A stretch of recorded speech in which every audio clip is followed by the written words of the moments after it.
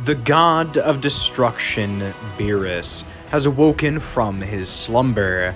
After a 30-year-long nap, he has awoken to find the Super Saiyan God, the one who is meant to challenge his title as the strongest in his universe. Although it's not as bleak as it might seem, because despite his title, he isn't just out to destroy. Really, right now, he's just looking for a fun opportunity to get the fight he's always wanted, someone to push him beyond his limits, and the Super Saiyan God seems like just that. But since he did just wake up, there is some freshening up needed. He takes a bath, maybe eats some food, and then discusses with his angel attendant Whis everything that he knows about the Saiyans, Super Saiyans, as well as potential Super Saiyan gods. This is where he finds out about the one who defeated Frieza.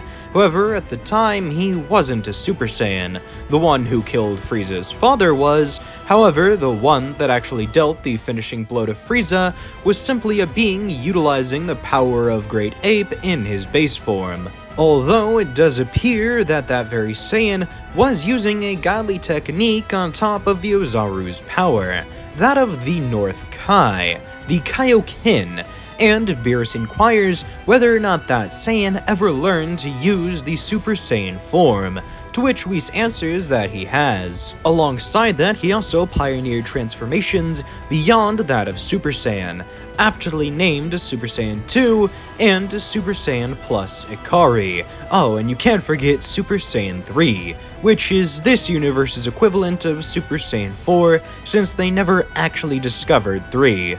Although technically the power they refer to as Super Saiyan 3 was only ever acquired when a fusion was made between the two strongest Saiyans, not only the one that beat Frieza, but also Prince Vegeta. Apparently, there were some problems with Majin Buu a couple of years ago, so the Supreme Kai had to intervene. This makes Beerus spit out some of his bubbly beverage, seeing as his life is linked to that of the Supreme Kai. However, Whis reassures him. Seeing as Beerus is still alive, that means Shin is as well. But to reassure him, even if the current Supreme Kai wasn't, he already has a trainee in place, as well as the old Kai that Beerus sealed away, still technically being in the realm of the Kais, even if he is dead. Beerus uses the fact that the Elder Kai is already dead as a way to verify that he made the right choice in sealing away the old geezer. Nevertheless, Beerus does still want to head to Earth in search of the Super Saiyan God, especially now that he's done with his meal and done some necessary stretches. 30 years of sleep leaves you with a real crank in the neck. And so, as the God of Destruction and his attendant head to the planet Earth, Supreme Kai would warn everybody there of their impending arrival. Piccolo would be the one receiving the news because he has his own sort of telepathic abilities, meaning it's easier for Shin to get in contact with him than pretty much anybody else. While Piccolo is telling everybody about what he was just told, Goku and Vegeta would be in a sparring session. The two had been trying to attain Super Saiyan 4 on their own for the last couple of months, and even though they haven't made much headway, they believe pretty soon they'll be able to. They had learned of a different way to fuse together, that way they didn't have to rely on the Kais every time they wanted to merge their powers. And although Vegeta doesn't like doing it much, whenever they need a refresher on how Super Saiyan 4 feels to activate, they fuse into Gogeta. They would have learned the fusion dance from the Supreme Kai, who most likely has a nugget of information about every race in the universe, which would obviously include the Metamorans. It might seem a little far-fetched, but honestly I doubt there's any information that Goku could learn in the afterlife that Supreme Kai wouldn't already know. And although Vegeta absolutely despises the dance, he does recognize that fusion is the best way to gain progression to the next evolution of Super Saiyan. And when the two Saiyans are done with their sparring session, they would float back down to the boat where Bulma is currently hosting her birthday party. Everybody seems a little on edge, at least those in the close gathered circle of the Z-Fighters, who had been told about Beerus's impending arrival. Goku would ask what's got everybody so on edge, and Piccolo would explain. And even though Goku would still be excited to fight against this destroyer guy, Vegeta has the opposite reaction, absolutely terrified at the idea of Beerus the Destroyer, somebody who has haunted his nightmares since he was a boy, coming to the planet. But Goku snaps him out of it, telling him that the prince has grown a long while since he was a kid, and he's even become a Super Saiyan, transcending beyond that. And as Gogeta, they can take down any threat, so Beerus is nothing to worry about.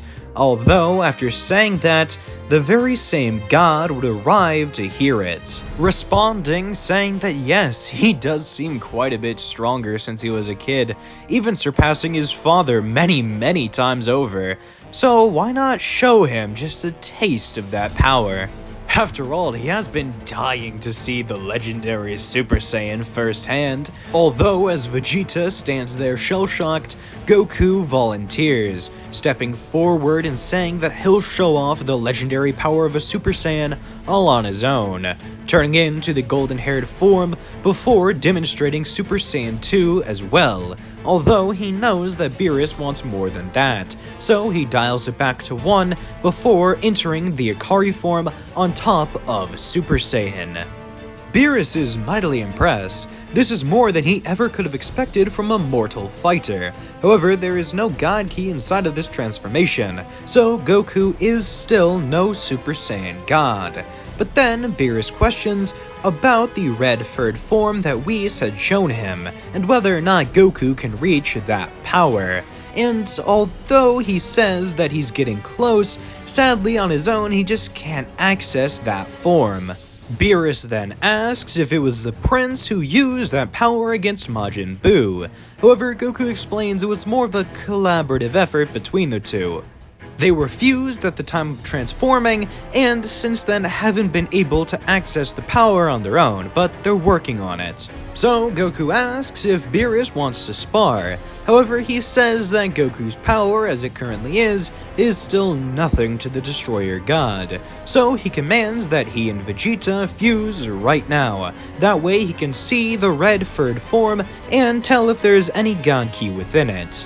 And surprisingly to Goku, Vegeta is the first one to agree, seeing as he wants to appease the God of Destruction and keep his family safe. The two then get into position and perform the dance, transforming into the mighty Super Saiyan 4 Gogeta. And although the power he emanates is far from godly, it is so incredible Beerus can't help himself. The two begin to spar, and Gogeta is surprisingly able to keep up.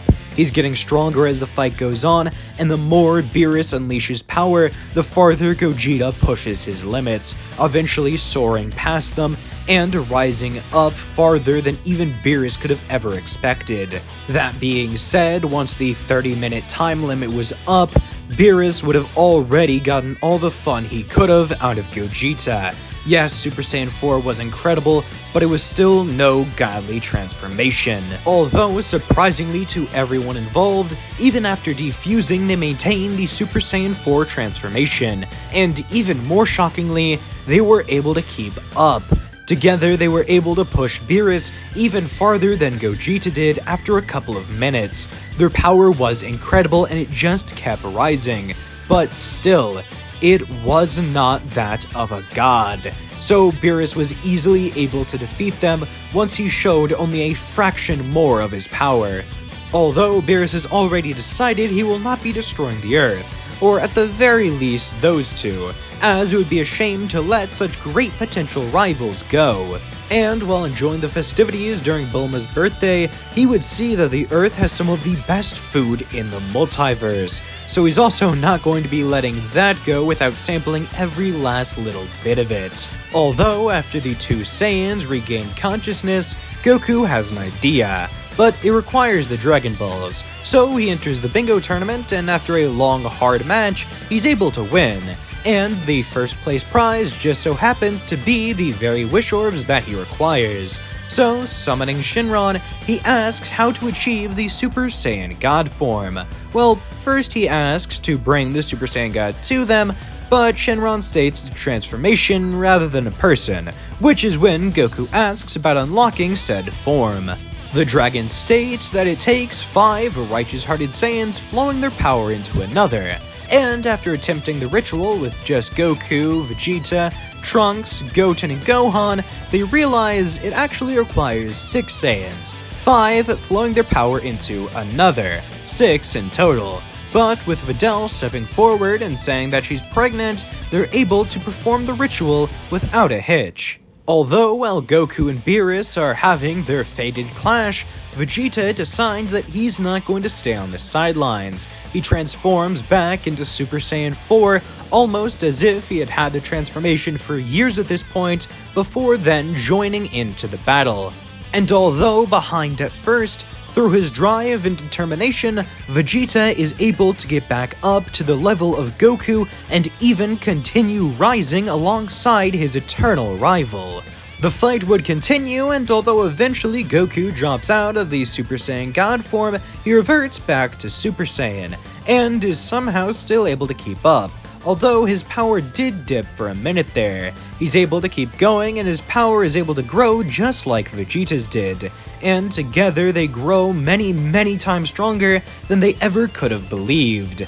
But since Goku still has that God Ki boost, he does have a pretty sizable lead over Vegeta. Although not one that will last for very long, as Beerus offers the two training under Whis, although not right away. The kitty cat does still want some time to sleep, and with all the noise that Vegeta and Goku would cause while training, it's just not something Beerus wants right now. So in about a month or two, Whis will come back and offer the two a trip back to Beerus' planet. After all, he does want his two rivals to be as strong as possible. And with that said, the God of Destruction would head back to his home with his angel counterpart by his side, bento box in hand. And with the two deities returning to their homeworld, the after-party to Bulma's birthday would begin, with an absolutely wonderful fireworks show from Goku and Vegeta sparring once again.